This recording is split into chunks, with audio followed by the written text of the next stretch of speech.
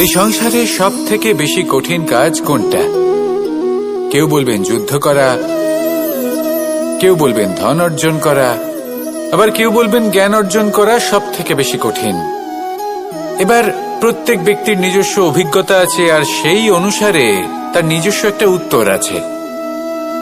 সাধারণভাবে দেখতে গেলে এই সংসারে সব থেকে কঠিন হলো তপস্যা করা, অর্থাৎ সব কিছু ত্যাগ করে তপস্যায় নিজেকে বিলীন করে দেওয়া। এবার এর থেকে বেশি কঠিন এই সংসারে আর কি বা হতে পারে? এই সংসারে, এই সমাজে, নিজের পরিবারের মধ্যে থেকেও ধৈর্য ধরে সামনে অগ্রসর হওয়া, এটা হলো সব থেকে কঠিন কাজ। কারণ যখন আপনি তপস্যা করেন তখন সেখানে আপনার ধৈর্য ভাঙার মতো কেউ থাকেন না, না কোনো বন্ধু, না কোনো আত্মীয়, না কোনো শত্রু, কেউ না। কিন্তু যখন আপনি এই সমাজে, এই পরিবারে থাকেন, কোনো না কোনো ব্যক্তি এসে আপনার ধৈর্যের বাঁধ ভেঙে দেওয়ার ক্ষমতা রাখেন। তারা আপনার ধৈর্যের বাঁধ ভেঙে দেয়, আর কখনো কখনো তারা অনিচ্ছাকৃতভাবেই সেটা করে থাকেন। কারণ তাদের মানসিকতা আপনার থেকে আলাদা, তাদের কর্ম আপনার থেকে আলাদা, তাদের দৃষ্টিভঙ্গি আপনার থেকে আলাদা, জীবন যাপন আপনার থেকে আলাদা। সেক্ষেত্রে আপনি ধৈর্যচ্যুত হন, প্রসন্নতা আপনার থেকে ছিনিয়ে নেওয়া হয়। সেই জন্য এই সংসারে, এই পরিবারের থেকেও ধৈর্য ধরে সামনে অগ্রসর হওয়া কোনো পর্বতের শিখরে গিয়ে তপস্যা করার থেকেও অনেক বেশি কঠিন। আর যে ব্যক্তি এই সমাজেই, এই পরিবারে, সেই সকল মানুষের মধ্যে থেকে গিয়েও ধৈর্য ধরে অগ্রসর হতে থাকেন, যারা এই কাজটা শিখে নিতে পারেন, তারাই কিন্তু জীবনে আনন্দ লাভ করতে পারেন। এই ধৈর্যই শেষে আপনার জীবনে প্রসন্নতা বহন করে আনবে। তাই ধৈর্য ধরে জীবনের পথে অগ্রসর হন, আর আমার সাথে ভালোবেসে বলুন, রাধা রাধা। আমরা যখনই কোনো গাছের চারা রোপণ করি তখন সবার আগে পরীক্ষা করে দেখি যে যেখানে আমরা চারা রোপণ করতে চলেছি সেখানকার মাটি আদৌ উর্বর কিনা, সেই মাটি সেই চারাকে বাড়তে সাহায্য করবে কিনা। যখন একটা চারা রোপণের আগে আমরা এত কিছু ভাবতে পারি, তাহলে কাউকে বিশ্বাস করার আগে আমরা কেন ভাবি না? জীবনে কখনো এই বিশ্বাসরূপী চারা কোথাও রোপণ করার আগে বোঝার চেষ্টা করুন যে যার ওপর আপনি বিশ্বাস করতে চলেছেন সে কি আদৌ আপনার বিশ্বাসের যোগ্য কি না। ভেবে দেখুন সেই ব্যক্তি ভবিষ্যতে গিয়ে আপনার বিশ্বাস ভাঙতে পারে কিনা। এটাও ভেবে দেখুন যে যাকে আপনি বিশ্বাস করতে চলেছেন তাকে আপনি বিশ্বাস করলে নিজের জীবনের উদ্দেশ্যে আপনি অগ্রসর হতে পারবেন কিনা। আর তার জন্য প্রয়োজন সঠিক সিদ্ধান্ত, পরখ করা, কোনটা উচিত কোনটা অনুচিত সেটা বোঝা। আর তাতে কিন্তু আপনি সন্দেহবাতিক হবেন না, তাতে আপনি আরো নিপুণ হয়ে উঠবেন। তাই যদি আপনি নিপুণ হয়ে উঠতে চান তাহলে বোঝার চেষ্টা করুন, পরখ করে দেখুন, কোনটা উচিত কোনটা অনুচিত বুঝুন। আর বিশ্বাস তখনই করুন যখন আপনি 100% নিশ্চিত হবেন যে সে বিশ্বাসের যোগ্য। আসুন আমার সাথে ভালোবেসে বলুন, রাধা রাধা। এই জীবনে 3টি গুরুত্বপূর্ণ শব্দ আছে যা বোঝা আমাদের কাছে খুব গুরুত্বপূর্ণ, এবং এই 3টি শব্দের নিজস্ব অর্থ আছে। প্রথম হলো সঙ্গবদ্ধতা, অর্থাৎ একসাথে মিলে কাজ করতে হবে, একসাথে মিলে পরিশ্রম করতে হবে, সামনে এগোতে হবে। এরকম করতে পারলে আপনার শক্তি বৃদ্ধি পাবে, আপনার ক্ষমতা বৃদ্ধি পাবে, আপনি এগোতে পারবেন এবং অনেক দূরে যেতে পারবেন। দ্বিতীয় হলো আত্মবিশ্বাস। হেরে যাওয়া বস্তুও আবার জিতে নিতে পারবেন। যদি আপনার নিজের আত্মবিশ্বাস থাকে তাহলে আপনি কখনো পরাজিত হবেন না। এবং তৃতীয় হলো অহংকার। জয়লাভ করার পরেও কিন্তু এটা আপনাকে পরাজিত করতে পারে। সেই জন্য জীবনে সঙ্গবদ্ধ হন, আত্মবিশ্বাস রাখুন, কিন্তু কখনোই অহংকার করবেন না। এই অহংকার আপনার থেকে সব কিছু কেড়ে নিতে পারে। এই অহংকারের জন্যই মথুরাপতি কংস নিজের পতনের দিকে অগ্রসর হয়েছিলেন। এই অহংকারকে ত্যাগ করুন আর আমার সাথে ভালোবেসে বলুন, রাধা রাধা। রাধা কখনো কখনো আমার জন্য বড়ই সুগন্ধি আতর নিয়ে আসে, পারিজাত ফুলের মালা নিয়ে আসে আমার প্রসাধন করবে বলে, এবং আমার সব থেকে বেশি প্রিয় মাখন নিজে হাতে বানিয়ে আনে আমাকে নিজে হাতে খাইয়ে দেবে বলে, সবকিছু আমাকে প্রসন্ন করবে বলে। কিন্তু আপনি কখনো ভেবেছেন যে এই আতর কিভাবে বানানো হয়?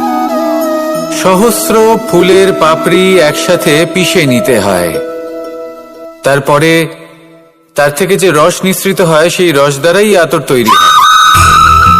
অনেক সংখ্যক ফুলকে অসীম যন্ত্রণা ভোগ করতে হয়, তবে তারা আমার প্রসাধন সামগ্রী হয়ে উঠতে পারে।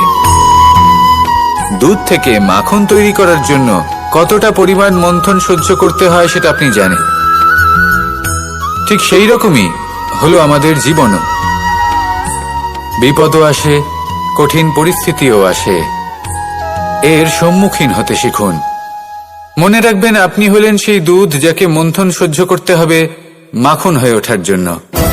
মনে রাখবেন, আপনি হলেন সেই ফুলের মতন যাদের পিষ্ট হতে হবে সুগন্ধি আতর হয়ে ওঠার জন্য, যাকে এই সংসার পছন্দ করে। কখনো কখনো জীবনে আপনার সাথে খারাপ শুধুমাত্র এই কারণে ঘটে যাতে আপনার শ্রেষ্ঠ রূপ এই সংসারের সামনে আসতে পারে। শুধুমাত্র কঠিন পরিস্থিতি এবং বিপদকে একটা সুযোগ হিসেবে দেখার চেষ্টা করুন।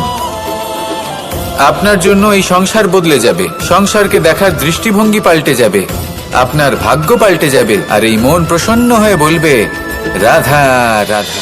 পাশা নামক এই খেলাটি আপনারা নিশ্চয়ই খেলেছেন, না খেলে থাকলে দেখেছেন, আর যদি দেখেও না থাকেন তাহলে নিশ্চিত রূপে শুনেছেন। মহাভারতের এই মহাযুদ্ধ কোথাও না কোথাও এই পাশা নামক খেলার কারণে হয়েছিল। পাশার এই বিচিত্র খেলা, দান, এইসবের কারণে কেউ নিজের মাথায় রাজ মুকুট পরিধান করেছিলেন, আবার সেখানে পরাজিত হওয়ার জন্য কাউকে বনবাসও ভোগ করতে হয়েছিল। কিন্তু এই খেলা সমাপ্ত হওয়ার পরে সমস্ত ঘুঁটি আর এই পাশার ছক একই পুটলিতে স্থান পেল। এটাই হলো আমাদের জীবন। এই সংসারে আমরা জয় পরাজয়ের বিষয়ে এতটাই ভাবি, এত চিন্তা করি যে এই জীবনের খেলার আনন্দটাই উপভোগ করতে পারি না। আর অবশেষে কি হয়? কেউ জয়ী হন, কেউ পরাজিত হন, কিন্তু দুজনেই একই স্থানে পৌঁছে যান। প্রত্যেক ব্যক্তি মৃত্যুর পরে একটি নির্দিষ্ট স্থানেই পৌঁছতে বাধ্য, কিন্তু ততক্ষণ এই জীবন, এই খেলা, তার আনন্দ উপভোগ করুন। এই সংসারে সেই ব্যক্তি শ্রেষ্ঠ স্থানে পৌঁছতে পেরেছেন যিনি এই সংসারকে প্রকাশ প্রদান করেছেন, যিনি কখনো জয় পরাজয় এই বিষয়ে ভাবেননি, শুধু এই জীবনের খেলার আনন্দ উপভোগ করেছেন। এটাই আপনিও করুন, আর আমার সাথে ভালোবেসে বলুন, রাধা রাধা। প্রত্যেক মানুষ নিজের জীবনে দুঃখ অনুভব করেন। প্রত্যেকের দুঃখ আলাদা হতে পারে।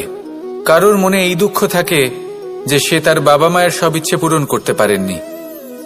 কেউ এটা ভেবে দুঃখ পান যে সে চিরকাল সদাচার করেছেন, সৎকর্ম করেছেন, কিন্তু তাও তাকে দুরাচারী বলে মনে করা হয়।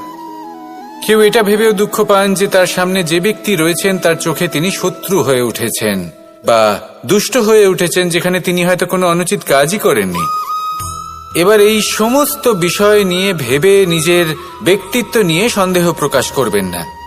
যদি নিজের ব্যক্তিত্ব নিয়ে কোনো সন্দেহ থেকে থাকে তাহলে কর্ম সংক্রান্ত প্রশ্ন করুন যে আপনি যা করেছেন তাতে কি উচিত ছিল, কি অনুচিত ছিল।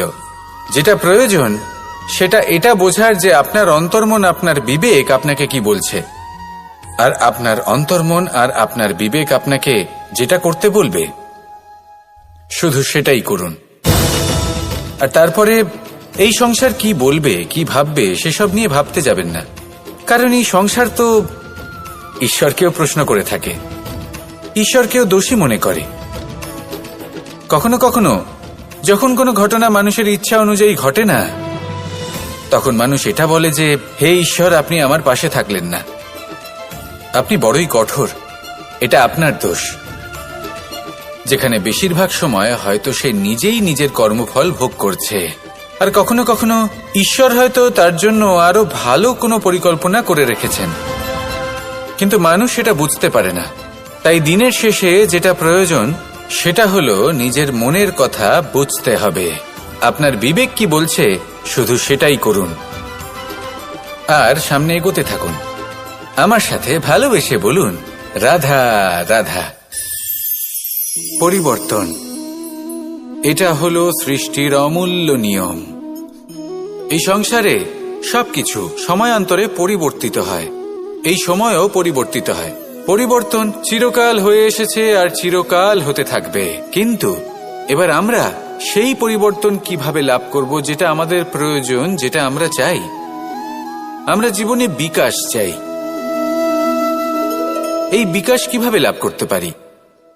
এই প্রকৃতি কিন্তু আমাদের অত্যন্ত উত্তম উদাহরণ দিয়ে বুঝিয়েছে। একটি বিন্দুর উদাহরণ দিয়েছে যা ভবিষ্যতে একটা বিশাল নদীর আকার ধারণ করে। এটা কিভাবে হয়? মেঘ থেকে একটি বিন্দু ঝরে পড়ে সেই পর্বতের ওপর যেখানে হিম আছে। সেই হিমের সংস্পর্শে আসা মাত্র সেই বিন্দুর সাথে আরো বেশ কিছু বিন্দু যুক্ত হয়, তারপর তারা অগ্রসর হয়, আরো কিছু বিন্দু যুক্ত হয়, আস্তে আস্তে একটা ক্ষীণ ধারার রূপ ধারণ করে এবং সেটাই ভবিষ্যতে আরো এগোতে থাকে। অনেকটা যাওয়ার পর যখন অনেক সংখ্যক বিন্দু একসাথে যুক্ত হয় তখন সেটা বিশাল নদীর আকার ধারণ করে। এবার আমরা মানুষ বলে আমাদের সাথে এই নিয়মের অন্যথা হয় তা নয়। আমরাও এই প্রকৃতির অংশ, আমাদের ক্ষেত্রেও একই নিয়ম প্রযোজ্য। যখন পরিশ্রম করে অনেক সংখ্যক বিন্দু আমরা একত্রিত করব তখনই পরিবর্তনের নদী প্রবাহিত হবে। প্রয়োজন হলো নিরন্তর পরিশ্রম করা এবং ধৈর্য ধরা। এটা করতে থাকুন, জীবনে সবকিছু লাভ করতে পারবেন, কারণ প্রকৃতি আমাদের এটাই শিখিয়েছে। আর আমরা এই ব্রহ্মরই একটি অংশ, যার দ্বারা এই ব্রহ্মাণ্ড নির্মিত। আসুন আমার সাথে ভালোবেসে বলুন, রাধা রাধা। কখনো এই প্রকৃতির দিকে তাকিয়ে থাকবেন। এই প্রকৃতি অনেক ধরনের শিক্ষা দেয়। কোন একটা গাছকে দেখুন কিভাবে সে মাটি থেকে জল শুষে নেয়। সে ঝড় হোক বা হোক কড়া রোদ সব সহ্য করে এবং অবশেষে সে ফল ধারণ করে। আর সেই ফল উৎপন্ন করার পরে সে ফল কিন্তু সে নিজে গ্রহণ করে না, এই সংসারকে প্রদান করে, যাতে পশু পাখি মানুষ তারা এই ফল গ্রহণ করে শক্তিশালী হয়ে উঠতে পারে, সুস্থ থাকতে পারে। সেভাবেই নদী, সরোবর এরা নিজেরাও কিন্তু নিজেদের জল গ্রহণ করে না, মাটিকে প্রদান করে, পশু পাখিকে প্রদান করে। সূর্য নিজেও নিজের জন্য প্রজ্বলিত হয় না, সে প্রকাশ ছড়িয়ে দিতে চায় আমাদের সবার কাছে, সে আলো পৌঁছে দিতে চায়। এই প্রত্যেকের কর্মে পরমার্থ নিহিত আছে, আর সেই জন্যই এদের সকলকে পুজো করা হয়। তাই মনে রাখবেন, আপনার কাছে জীবন যাপনের অতিরিক্ত যা কিছুই আছে তা পরমার্থের জন্য। তাহলে তার সদ্ব্যবহার করুন আর আমার সাথে ভালোবেসে বলুন, রাধা রাধা। আমরা প্রত্যেকেই অবশ্যই এমন সময় দেখেছি যখন অনেকগুলো সমস্যা একসাথে আমাদের জীবনে এসে পড়ে। সমস্যা আমাদের প্রত্যেকের জীবনেই থাকে। আমরা তার সমাধান খুঁজতে চেষ্টা করি, কখনো সমাধান খুঁজে পাই, আবার কখনো যতই চেষ্টা করি না কেন কোনো সমাধান খুঁজেই পাই না। আর যখন এটা হয় তখন মানুষ অত্যন্ত বিচলিত হয়ে পড়েন। নিজের আত্মীয় স্বজন, নিজের বন্ধু বা সংসার এদের ওপরে এই দোষ চাপিয়ে দেন যে এদের জন্যই এই সমস্যা এসেছে। এবার যদি আমি আপনাকে কোনো পরামর্শ দিই তাহলে এটাই বলবো যে দৃষ্টিভঙ্গি পাল্টে দেখুন। এই দৃষ্টিভঙ্গি দিয়ে দেখুন যে এই সংসারে যে সমস্যায় আসুক না কেন তার জন্য কেউ দোষী নয়, না আপনি না অন্য কেউ। এই পুরো খেলাটাই আপনার মানসিকতা, আপনার দৃষ্টিভঙ্গির, আপনার মনের। কিভাবে বোঝাচ্ছি? যখন আমাদের মন শক্ত থাকে তখন কঠিন থেকে কঠিনতর পরিস্থিতিও আমাদের জীবনে খুব বেশি হলে প্রতিস্পর্ধা হয়ে থেকে যায়। সেখানে যদি আমাদের মন দুর্বল থাকে, তখন অল্প কঠিন পরিস্থিতিও আমাদের কাছে খুব বড় সমস্যা হয়ে যায়, তাই না? একটা শক্ত মন কঠিন পরিস্থিতিকে প্রতিস্পর্ধা হিসেবে দেখে আর তার মধ্যেও একটা সুযোগ খুঁজে নেয়। আমাদের শুধু এটাই করতে হবে। এই সংসারে অন্য কাউকে দোষী মনে করলে আপনার সমস্যা দূর হয়ে যাবে না। সেই জন্য এই সংসারকে দোষ দেওয়ার বদলে এই সমস্যার মূলে চলে যান, সেটাকে বুঝুন, নিজের এই মনকে শক্ত করে তুলুন। যদি আপনার মন শক্তিশালী হয়, তাহলে এই সংসারে অনেক বড় বড় কঠিন থেকে কঠিনতর পরিস্থিতিও যদি আসে, আপনার জীবনে যতই বড় বড় সমস্যা আসুক না কেন, আপনার লক্ষ্য লাভে বাধা দিতে পারবে না। আসুন আমার সাথে ভালোবেসে বলুন, রাধা রাধা। আমরা সবাই পাথর দেখেছি, পর্বতও দেখেছি, শুকনো পাতাও দেখেছি, শ্যামল বনানীও দেখেছি। কখনো ভেবেছেন পাথরের অস্তিত্ব কিন্তু ততক্ষণ পর্যন্ত যতক্ষণ সে পর্বতের গায়ে আটকে থাকে। যখন সেই পর্বত থেকে সেই পাথর ভিন্ন হয়ে যায় ও নিজের অস্তিত্ব হারিয়ে ফেলে। আস্তে আস্তে কখনো পাথর কেটে বা কখনো পিষ্ট হয়ে সেই পাথর আস্তে আস্তে মাটিতে পরিণত হয় এবং পূর্ণরূপে নিজের অস্তিত্ব হারিয়ে ফেলে। এটাই পাতার সাথেও হয়। এই পাতা যতক্ষণ গাছের ডালের সাথে যুক্ত ততক্ষণ তার অস্তিত্ব থাকে। যখনই ডাল থেকে বিচ্ছিন্ন হয়, সেও নিজের অস্তিত্ব হারিয়ে ফেলে। আর এটাই আমাদের সাথেও হয়। যতক্ষণ আমরা নিজেদের আপনজনের সাথে যুক্ত থাকি, আমাদের অস্তিত্ব বজায় থাকে। যখন আপনজনদের সাথে সম্পর্ক ছিন্ন করি, তখন আমরাও আমাদের অস্তিত্ব হারিয়ে ফেলি। এবার এই সংসারের প্রত্যেক ব্যক্তি স্বতন্ত্র থাকতে চান, আর অনেক ব্যক্তি স্বতন্ত্র থাকবেন বলে আপনজনদের দূরে করে দেন আর তাদের সাথে এই সম্পর্ক ছিন্ন করেন। এটা কি সত্যি প্রয়োজন? আপনজনদের সাথে সম্পর্ক ছিন্ন করে নিজের অস্তিত্ব হারিয়ে ফেলা প্রয়োজনীয়, নাকি আপনজনদের সাথে সম্পর্ক বজায় রেখে নিজেদের স্বতন্ত্র করে রাখা সেটা আবশ্যক? নির্বাচন আপনারই। আসুন আমার সাথে ভালোবেসে বলুন, রাধা রাধা। আপনি কি কখনো নৌকা যাত্রা করেছেন? করে না থাকলেও নিশ্চয়ই দেখেছেন যে এই জল যা নিজের অন্তরে সব কিছু সমাহিত করে নিতে পারে, এই নৌকা সেই জলের ওপরেই ভেসে থাকে। নদীর স্রোত কাটিয়ে সে সামনে অগ্রসর হয়। কিন্তু যদি এই নৌকায় কোনো ছিদ্র হয়, তাহলে কিন্তু সেই নৌকা ডুবে যাবে। আর এতে কোনো তফাৎ হবে না যে সেই ছিদ্র ছোট নাকি বড়, নৌকা ডুবে যাবে।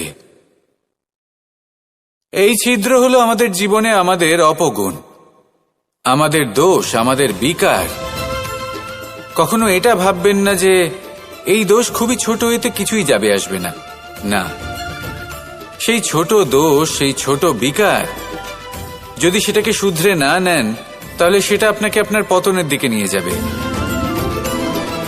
শেষ পর্যন্ত এটা আপনার উপর নির্ভরশীল যে আপনি কি চান। আপনার জীবনের এই নৌকা এভাবেই ডুবে যেতে দেখবেন, নাকি নিজেকে শুধরে নিয়ে সেই নৌকার সেই ছিদ্রটাকে ভরিয়ে তুলতে চাইবেন? নির্বাচন আপনার। আসুন আমার সাথে ভালোবেসে বলুন, রাধা রাধা। জল, জলই পৃথিবীতে বেঁচে থাকার জন্য আবশ্যক তো বটেই, কিন্তু এই জল আমাদের একটা অত্যন্ত গুরুত্বপূর্ণ শিক্ষা প্রদান করে। কখনো এই জলকে দেখেছেন? যে পরিস্থিতিতেই এই জল প্রবাহিত হোক না কেন, এর উপর যা কিছুই প্রভাব থাকুক না কেন, এর পথে যতই বাধা আসুক না কেন, তার মধ্যে থেকে ও নিজের পথ ঠিক বের করে নেয়, কিন্তু নিজের প্রবাহ থামতে দেয় না, ক্রমাগত অগ্রসর হতে থাকে। সেরকমই একটা শিক্ষা যেটা আমরা জল থেকে পেয়ে থাকি, তা হলো এটা: আমরা যখন জলের দিকে তাকাই তখন আমরা নিজের প্রতিবিম্ব দেখি, স্পষ্টভাবে দেখতে পাই। কিন্তু তখনই দেখতে পাই যখন এই জল শান্ত থাকে, স্থির থাকে। যদি এই জল অশান্ত হয়ে থাকে, স্থির না হয়, তাহলে আমরা এতে নিজের প্রতিবিম্ব দেখতে পাই না। এটাই আমাদের মনের সাথেও হয়ে থাকে। যখনই জীবনে কোনো সংকট আসে, যদি আমরা শান্ত মনে, স্থির মনে সিদ্ধান্ত নিই, তাহলে সেটা এমন একটা শীতল সিদ্ধান্ত হবে যেটা আমাদের ভবিষ্যৎকে একটা শ্রেষ্ঠ স্থানে নিয়ে যাবে। যদি এই মন অশান্ত হয়, বিচলিত হয়, পীড়িত হয়, দুঃখিত হয়ে থাকে, রুষ্ট হয়ে থাকে, তাহলে অনেক সময় আমরা এমন সিদ্ধান্ত নিই যেটা আমাদের জন্য অনুচিত প্রমাণিত হয়। যখন আপনি ক্রুদ্ধ ছিলেন বা দুঃখের বশে ছিলেন, তখন অনেক সময় হয়তো এমন সিদ্ধান্ত নিয়েছেন যেটার জন্য ভবিষ্যতে আপনি অনুশোচনা করেছেন। এবার দেখুন, এই আবেগগুলো থেকে আমরা পালাতে পারবো না, কিন্তু এই আবেগগুলো আপনার উপর কতটা প্রভাব ফেলবে সেটা আমরা অবশ্যই ঠিক করতে পারি। এই মনকে আমরা নিয়ন্ত্রণ করতে পারি। এটাই করুন, চিন্তা করুন, এই মনকে শান্ত রাখুন, স্থির হতে চেষ্টা করুন, আর তারপরে সিদ্ধান্ত নিন। আসুন আমার সাথে ভালোবেসে বলুন, রাধা রাধা। এই সংসারে ভৌতিক বস্তুরও নিয়তি আছে। যারাই এই সংসারে আসে বা উৎপন্ন হয়, তারা কিছুমাত্র সময় পর্যন্তই এখানে থাকতে পারে, আর তারপরে সেও লুপ্ত হয়ে যায়, অর্থাৎ সে নিজেও এই পঞ্চমহাভূতে সমাহিত হয়ে যায়। আমাদের সাথেও ঠিক এটাই হয়। সেই জন্যই ঈশ্বর দ্বারা প্রদত্ত এই উপহারের বিষয়ে ভাবুন, এই জীবনের বিষয়ে ভাবুন। ঠিক যেমন বিশ্বাস ভঙ্গ হলে কোনো ব্যক্তি আমাদের কাছে অপরিচিত হয়ে যান, ঠিক সেরকমই শেষ নিঃশ্বাস ত্যাগের পর এই শরীরও আমাদের কাছে পরই হয়ে যায়। তাই এই শরীর থাকাকালীন শ্রেষ্ঠভাবে একে সদ্ব্যবহার করুন, এই জীবনে শ্রেষ্ঠ কর্ম করুন। আর এই জীবনকে শ্রেষ্ঠভাবে যাপন করার জন্য কিছু কথা বোঝা প্রয়োজনীয়। যদি আপনি কারোর প্রশংসা করেন, তাহলে পূর্ণ হৃদয় দিয়ে করুন। যদি আপনি হস্তক্ষেপ করে থাকেন, তাহলে মস্তিষ্ক দ্বারা করুন। যদি আপনি সমীক্ষা করেন, তাহলে বিবেক দ্বারা করুন। যদি আপনি ধন অর্জন করতে চান, তাহলে নীতি অনুসারে চলুন। যদি জীবনযাপন করতে চান, তাহলে রীতি মেনে করুন।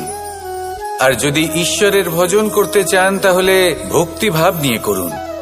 শুধু এই কথা মনে রাখবেন যে আপনার এই জীবন কিন্তু অনিশ্চিত কাল পর্যন্তই আছে। কতক্ষণ আছে সেটা কেউ জানে না। তাই কিছু মুহূর্ত যেটা যাপন করতে আমরা এখানে এসেছি, সেখানে ক্রোধ, অহংকার, ঈর্ষা, এইসব আবেগের কি গুরুত্ব বলুন তো? এগুলো ত্যাগ করুন। মানুষকে ক্ষমা করতে শিখুন, আস্তে আস্তে বিশ্বাস করতে শিখুন। এই সংসারে নিঃস্বার্থভাবে প্রেম করতে শিখুন, আর সবার মধ্যে আনন্দ বিতরণ করুন। তাই এই সব গুণ যদি আপনি আত্মসাৎ করতে পারেন, তাহলে আপনার জীবনে শুধু আনন্দ এবং আনন্দই বিরাজমান হবে। আসুন আমার সাথে ভালোবেসে বলুন, রাধা রাধা। এবার কখনো কখনো জীবনে আমাদের মনে হয় যে চতুর্দিকে শুধুমাত্র অন্ধকারই হয়ে আছে। প্রত্যেকেরই তা কখনো মনে হয়। আর তখনই আমাদের নিরাশ হলে চলবে না, আমাদের দুঃখী হলে চলবে না। সেই সময় আমাদের খুঁজতে হবে নিজেদের আশেপাশে, চতুর্দিকে, আর কোথাও না কোথাও আমরা প্রকাশ অবশ্যই দেখতে পাব, আশার একটা কিরণ অবশ্যই দেখতে পাব। কেউ এমন একটা কর্ম করেন যেটা দেখে আমরা প্রেরিত হয়ে যাই, আর এমন কোনো কর্ম যদি আপনারা করেন, তাহলে সেই কর্ম আপনার মনকে প্রসন্ন ভাব, আনন্দ এবং ভালোবাসা দ্বারা ভরিয়ে তুলবে।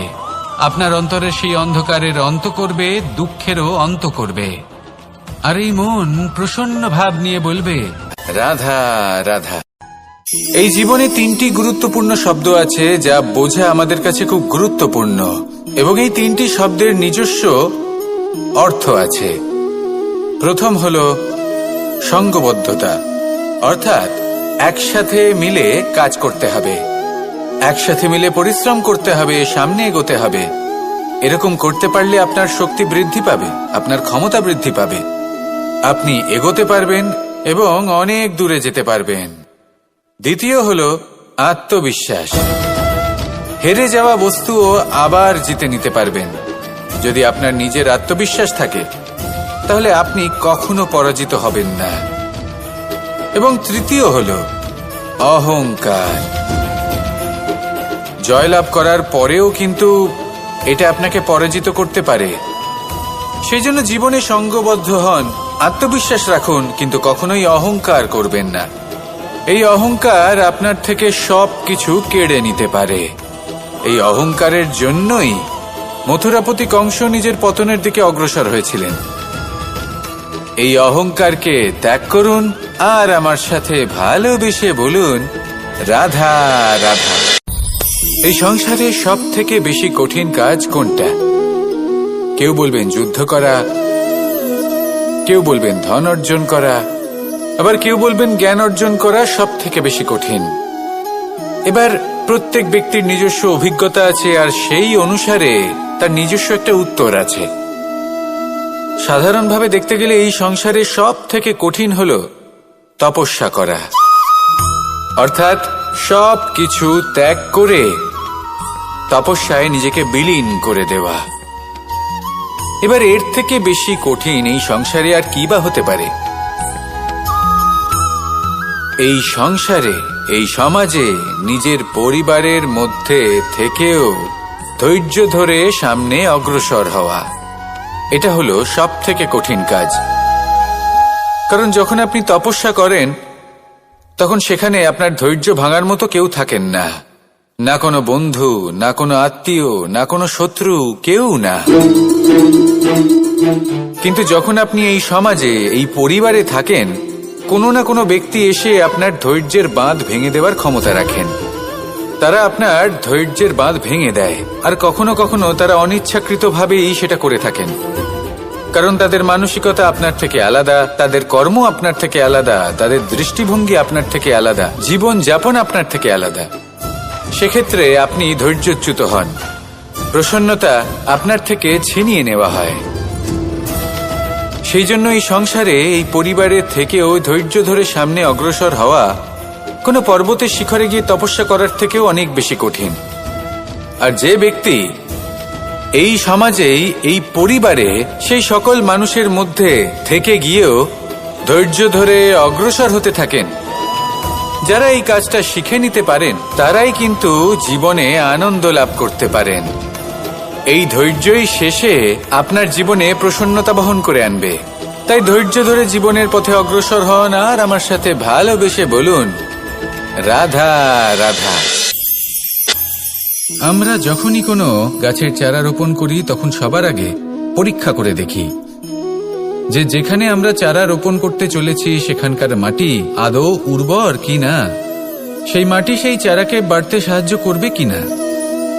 যখন একটা চারা রোপণের আগে আমরা এত কিছু ভাবতে পারি, তাহলে কাউকে বিশ্বাস করার আগে আমরা কেন ভাবি না? জীবনে কখনো এই বিশ্বাসরূপী চারা কোথাও রোপণ করার আগে বোঝার চেষ্টা করুন যে যার উপর আপনি বিশ্বাস করতে চলেছেন সে কি আদৌ আপনার বিশ্বাসের যোগ্য কি না। ভেবে দেখুন সেই ব্যক্তি ভবিষ্যতে গিয়ে আপনার বিশ্বাস ভাঙতে পারে কিনা। এটাও ভেবে দেখুন যে যাকে আপনি বিশ্বাস করতে চলেছেন তাকে আপনি বিশ্বাস করলে নিজের জীবনের উদ্দেশ্যে আপনি অগ্রসর হতে পারবেন কিনা। আর তার জন্য প্রয়োজন সঠিক সিদ্ধান্ত, পরখ করা, কোনটা উচিত কোনটা অনুচিত সেটা বোঝা। আর তাতে কিন্তু আপনি সন্দেহবাতিক হবেন না, তাতে আপনি আরো নিপুণ হয়ে উঠবেন। তাই যদি আপনি নিপুণ হয়ে উঠতে চান তাহলে বোঝার চেষ্টা করুন, পরখ করে দেখুন, কোনটা উচিত কোনটা অনুচিত বুঝুন। আর বিশ্বাস তখনই করুন যখন আপনি 100% নিশ্চিত হবেন যে সে বিশ্বাসের যোগ্য। আসুন আমার সাথে ভালোবেসে বলুন, রাধা রাধা। রাধা কখনো কখনো আমার জন্য বড়ই সুগন্ধি আতর নিয়ে আসে, পারিজাত ফুলের মালা নিয়ে আসে আমার প্রসাধন করবে বলে, এবং আমার সব থেকে বেশি প্রিয় মাখন নিজে হাতে বানিয়ে আনে আমাকে নিজে হাতে খাইয়ে দেবে বলে, সবকিছু আমাকে প্রসন্ন করবে বলে। কিন্তু আপনি কখনো ভেবেছেন যে এই আতর কিভাবে বানানো হয়? সহস্র ফুলের পাপড়ি একসাথে পিষে নিতে হয়, তারপরে তার থেকে যে রস নিঃসৃত হয় সেই রস দ্বারাই আতর তৈরি হয়। অনেক সংখ্যক ফুলকে অসীম যন্ত্রণা ভোগ করতে হয়, তবে তারা আমার প্রসাধন সামগ্রী হয়ে উঠতে পারে। দুধ থেকে মাখন তৈরি করার জন্য কতটা পরিমাণ মন্থন সহ্য করতে হয় সেটা আপনি জানেন। ঠিক সেই রকমই হলো আমাদের জীবনও। বিপদও আসে, কঠিন পরিস্থিতিও আসে। এর সম্মুখীন হতে শিখুন। মনে রাখবেন, আপনি হলেন সেই দুধ যাকে মন্থন সহ্য করতে হবে মাখন হয়ে ওঠার জন্য। মনে রাখবেন, আপনি হলেন সেই ফুলের মতন যাদের পিষ্ট হতে হবে সুগন্ধি আতর হয়ে ওঠার জন্য, যাকে এই সংসার পছন্দ করে। কখনো কখনো জীবনে আপনার সাথে খারাপ শুধুমাত্র এই কারণে ঘটে যাতে আপনার শ্রেষ্ঠ রূপ এই সংসারের সামনে আসতে পারে। শুধুমাত্র কঠিন পরিস্থিতি এবং বিপদকে একটা সুযোগ হিসেবে দেখার চেষ্টা করুন। আপনার জন্য এই সংসার বদলে যাবে, সংসারকে দেখার দৃষ্টিভঙ্গি পাল্টে যাবে, আপনার ভাগ্য পাল্টে যাবে, আর এই মন প্রসন্ন হয়ে বলবে রাধা রাধা। পাশা নামক এই খেলাটি আপনারা নিশ্চয়ই খেলেছেন। না খেলে থাকলে দেখেছেন, আর যদি দেখেও না থাকেন তাহলে নিশ্চিত রূপে শুনেছেন। মহাভারতের এই মহাযুদ্ধ কোথাও না কোথাও এই পাশা নামক খেলার কারণে হয়েছিল। পাশার এই বিচিত্র খেলা, দান, এইসবের কারণে কেউ নিজের মাথায় রাজ মুকুট পরিধান করেছিলেন, আবার সেখানেই পরাজিত হওয়ার জন্য কাউকে বনবাসও ভোগ করতে হয়েছিল। কিন্তু এই খেলা সমাপ্ত হওয়ার পরে সমস্ত ঘুঁটি আর এই পাশার ছক একই পুটলিতে স্থান পেল। এটাই হলো আমাদের জীবন। এই সংসারে আমরা জয় পরাজয়ের বিষয়ে এতটাই ভাবি, এত চিন্তা করি যে এই জীবনের খেলার আনন্দটাই উপভোগ করতে পারি না। আর অবশেষে কি হয়? কেউ জয়ী হন, কেউ পরাজিত হন, কিন্তু দুজনেই একই স্থানে পৌঁছে যান। প্রত্যেক ব্যক্তি মৃত্যুর পরে একটি নির্দিষ্ট স্থানেই পৌঁছতে বাধ্য, কিন্তু ততক্ষণ এই জীবন, এই খেলা, তার আনন্দ উপভোগ করুন। এই সংসারে সেই ব্যক্তি শ্রেষ্ঠ স্থানে পৌঁছতে পেরেছেন যিনি এই সংসারকে প্রকাশ প্রদান করেছেন, যিনি কখনো জয় পরাজয় এ বিষয়ে ভাবেননি, শুধু এই জীবনের খেলার আনন্দ উপভোগ করেছেন। এটাই আপনিও করুন, আর আমার সাথে ভালোবেসে বলুন রাধা রাধা। প্রত্যেক মানুষ নিজের জীবনে দুঃখ অনুভব করেন। প্রত্যেকের দুঃখ আলাদা হতে পারে। কারোর মনে এই দুঃখ থাকে যে সে তার বাবা মায়ের সব ইচ্ছে পূরণ করতে পারেননি। কেউ এটা ভেবে দুঃখ পান যে সে চিরকাল সদাচার করেছেন, সৎকর্ম করেছেন, কিন্তু তাও তাকে দুরাচারী বলে মনে করা হয়। কেউ এটা ভেবেও দুঃখ পান যে তার সামনে যে ব্যক্তি রয়েছেন তার চোখে তিনি শত্রু হয়ে উঠেছেন বা দুষ্ট হয়ে উঠেছেন, যেখানে তিনি হয়তো কোনো অনুচিত কাজই করেননি। এবার এই সমস্ত বিষয় নিয়ে ভেবে নিজের ব্যক্তিত্ব নিয়ে সন্দেহ প্রকাশ করবেন না। যদি নিজের ব্যক্তিত্ব নিয়ে কোনো সন্দেহ থেকে থাকে তাহলে কর্ম সংক্রান্ত প্রশ্ন করুন যে আপনি যা করেছেন তাতে কি উচিত ছিল, কি অনুচিত ছিল। যেটা প্রয়োজন সেটা এটা বোঝার যে আপনার অন্তর্মন, আপনার বিবেক আপনাকে কি বলছে, আর আপনার অন্তর্মন আর আপনার বিবেক আপনাকে যেটা করতে বলবে শুধু সেটাই করুন। আর তারপরে এই সংসার কি বলবে, কি ভাববে সেসব নিয়ে ভাবতে যাবেন না, কারণ এই সংসার তো ঈশ্বরকেও প্রশ্ন করে থাকে, ঈশ্বরকেও দোষী মনে করে। কখনো কখনো যখন কোনো ঘটনা মানুষের ইচ্ছা অনুযায়ী ঘটে না, তখন মানুষ এটা বলে যে হে ঈশ্বর, আপনি আমার পাশে থাকলেন না, আপনি বড়ই কঠোর, এটা আপনার দোষ। যেখানে বেশিরভাগ সময় হয়তো সে নিজেই নিজের কর্মফল ভোগ করছে, আর কখনো কখনো ঈশ্বর হয়তো তার জন্য আরো ভালো কোনো পরিকল্পনা করে রেখেছেন, কিন্তু মানুষ সেটা বুঝতে পারে না। তাই দিনের শেষে যেটা প্রয়োজন সেটা হলো নিজের মনের কথা বুঝতে হবে। আপনার বিবেক কি বলছে শুধু সেটাই করুন, আর সামনে এগোতে থাকুন। আমার সাথে ভালোবেসে বলুন রাধা রাধা। পরিবর্তন, এটা হলো সৃষ্টির অমূল্য নিয়ম। এই সংসারে সবকিছু সময়ান্তরে পরিবর্তিত হয়, এই সময়ও পরিবর্তিত হয়। পরিবর্তন চিরকাল হয়ে এসেছে আর চিরকাল হতে থাকবে, কিন্তু এবার আমরা সেই পরিবর্তন কিভাবে লাভ করব যেটা আমাদের প্রয়োজন, যেটা আমরা চাই। আমরা জীবনে বিকাশ চাই। এই বিকাশ কিভাবে লাভ করতে পারি? এই প্রকৃতি কিন্তু আমাদের অত্যন্ত উত্তম উদাহরণ দিয়ে বুঝিয়েছে।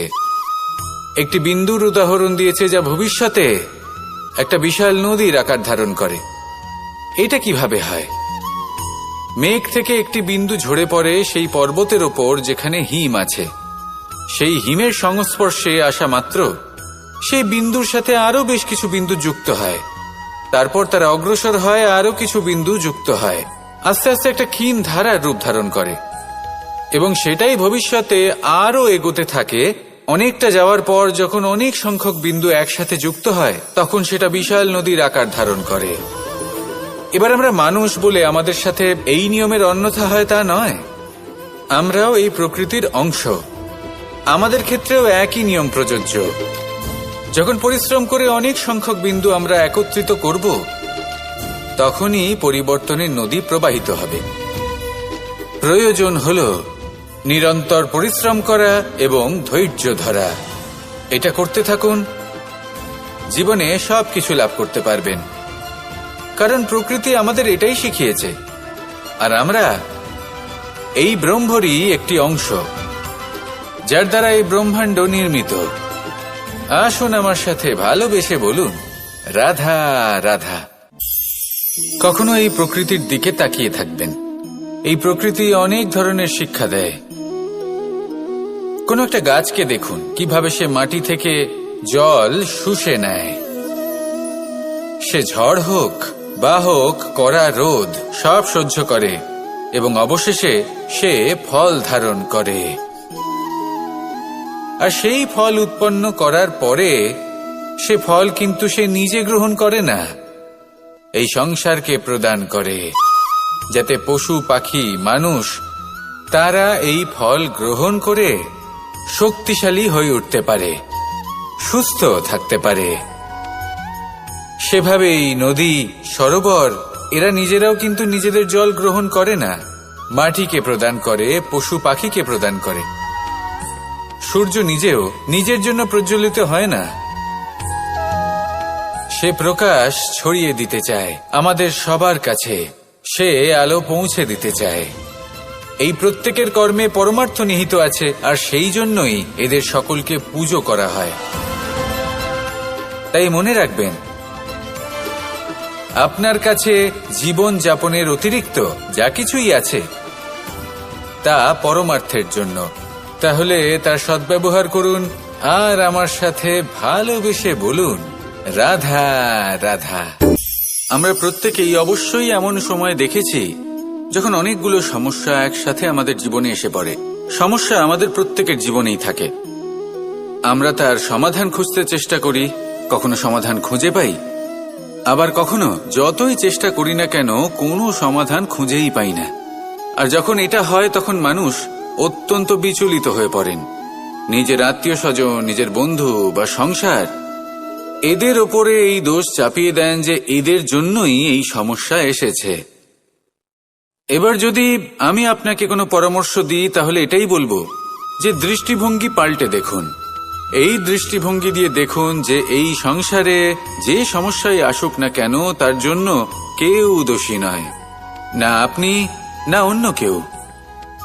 এই পুরো খেলাটাই আপনার মানসিকতা, আপনার দৃষ্টিভঙ্গির, আপনার মনের।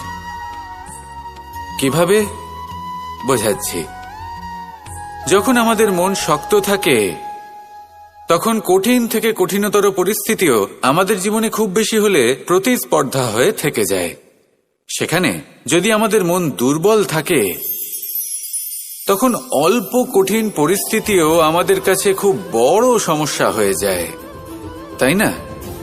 একটা শক্ত মন কঠিন পরিস্থিতিকে প্রতিস্পর্ধা হিসেবে দেখে আর তার মধ্যে ওটা সুযোগ খুঁজে নেয়। আমাদের শুধু এটাই করতে হবে। এই সংসারে অন্য কাউকে দোষী মনে করলে আপনার সমস্যা দূর হয়ে যাবে না। সেই জন্য এই সংসারকে দোষ দেওয়ার বদলে এই সমস্যার মূলে চলে যান, সেটাকে বুঝুন, নিজের এই মনকে শক্ত করে তুলুন। যদি আপনার মন শক্তিশালী হয় তাহলে এই সংসারে অনেক বড় বড় কঠিন থেকে কঠিনতর পরিস্থিতিও যদি আসে, আপনার জীবনে যতই বড় বড় সমস্যা আসুক না কেন আপনার লক্ষ্য লাভে বাধা দিতে পারবে না।